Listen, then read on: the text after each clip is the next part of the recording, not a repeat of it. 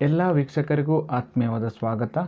ಇವತ್ತಿನ ವಿಡಿಯೋದಲ್ಲಿ ನಾನು ನಿಮಗೆ ಬ್ರಹ್ಮಶ್ರೀ ನಾರಾಯಣ ಗುರುಸ್ವಾಮಿಯವರ ಜೀವನ ಚರಿತ್ರೆಯನ್ನು ತಿಳಿಸಿಕೊಡುತ್ತೇನೆ. ದಯವಿಟ್ಟು ಈ ವಿಡಿಯೋವನ್ನು ಕೊನೆ ತನಕ ನೋಡಿ ಹಾಗೂ ನಿಮ್ಮ ಅನಿಸಿಕೆಗಳನ್ನು ಕಾಮೆಂಟ್ಸ್ ಮೂಲಕ ನಮಗೆ ತಿಳಿಸಿ.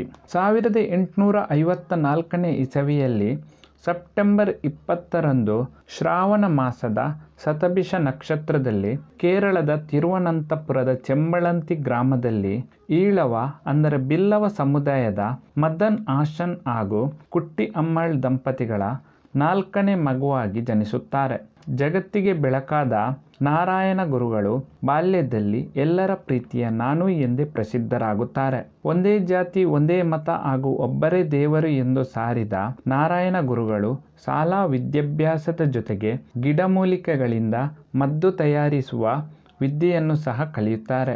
ವೈದ್ಯರಾಗಿದ್ದ ತನ್ನ ಮಾವನ ಮೂಲಕ ರಾಮಾಯಣ ಹಾಗೂ ಮಹಾಭಾರತವನ್ನು ಕೂಡ ಅಭ್ಯಾಸ ಮಾಡುತ್ತಾರೆ. ಸಂಸ್ಕೃತದ ಜೊತೆಗೆ ವೇದ, ಉಪನಿಷತ್ ಹಾಗೂ ಜ್ಯೋತಿಷ್ಯ ಶಾಸ್ತ್ರಗಳನ್ನು ಸಹ ಕರಗತ ಮಾಡಿಕೊಳ್ಳುತ್ತಾರೆ.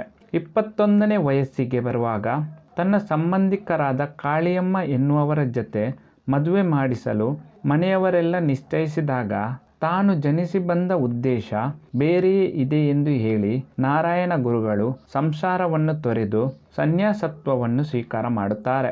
ಸಮಾಜದಲ್ಲಿದ್ದ ಹಲವು ಅನಿಷ್ಟ ಪದ್ಧತಿಗಳನ್ನು ನಿರ್ಮೂಲನೆ ಮಾಡುವ ಪಣ ತೊಡುತ್ತಾರೆ. ಅದಕ್ಕಾಗಿ ಅವರು ಹಲವಾರು ಶಾಲೆಗಳನ್ನು ಸ್ಥಾಪನೆ ಮಾಡುತ್ತಾರೆ.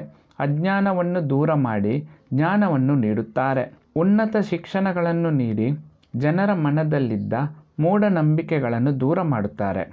ಬ್ರಾಹ್ಮಣ ವರ್ಗದವರಿಂದ ಶೂದ್ರರ ಮೇಲೆ ಹಾಗೂ ಅಸ್ಪೃಶ್ಯರ ಮೇಲೆ ಜೊತೆಗೆ ಕೆಳವರ್ಗದ ಸ್ತ್ರೀಯರ ಮೇಲೆ ನಡೆಯುತ್ತಿದ್ದ ದೌರ್ಜನ್ಯವನ್ನು ಕೂಡ ನಿರ್ಮೂಲನೆ ಮಾಡುತ್ತಾರೆ. ಕೆಳಗಿನ ವರ್ಗದವರು ದೇವಸ್ಥಾನಕ್ಕೆ ಪ್ರವೇಶ ಮಾಡದಿರುವಂತಹ ಪರಿಸ್ಥಿತಿ ಆಗಿನ ಕಾಲದಲ್ಲಿದ್ದ ಕಾರಣ ಮೇಲ್ವರ್ಗದವರ ವಿರೋಧದ ನಡುವೆಯೂ ಕೆಳವರ್ಗದವರಿಗಾಗಿಯೇ ಸುಮಾರು 60ಕ್ಕೂ ಅಧಿಕ ದೇವಸ್ಥಾನಗಳನ್ನು ಸ್ಥಾಪನೆ ಮಾಡುತ್ತಾರೆ. ದೇವರ ಹೆಸರಿನಲ್ಲಿ ನಡೆಯುತ್ತಿದ್ದ ಪ್ರಾಣಿ ಬಲಿಯನ್ನು ನಿಷೇಧ ಮಾಡುತ್ತಾರೆ. ತಾಳಿಕಟ್ಟು ಎನ್ನುವಂತಹ ಒಂದು ಅನಿಷ್ಟ ಪದ್ಧತಿಯನ್ನು ಸಂಪೂರ್ಣವಾಗಿ ನಿಷೇಧ ಮಾಡುತ್ತಾರೆ. ಬಾಲ್ಯ ವಿವಾಹ ಹಾಗೂ ಬಹುಪತ್ನಿತ್ವ ಪದ್ಧತಿಯನ್ನು ಸಹ ನಿರ್ಮೂಲನೆ ಮಾಡುತ್ತಾರೆ.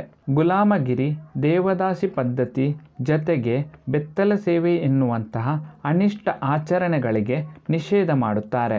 ಬ್ರಹ್ಮಶ್ರೀ ನಾರಾಯಣ ಗುರುಗಳು ಕೇವಲ ಒಂದು ಜನಾಂಗದ ಗುರುವಾಗಿರದೆ ಮಾನವ ಜನಾಂಗದ ಗುರುವಾಗಿ ಸಾಮಾಜಿಕ ಕ್ರಾಂತಿಯನ್ನು ಮಾಡುತ್ತಾರೆ.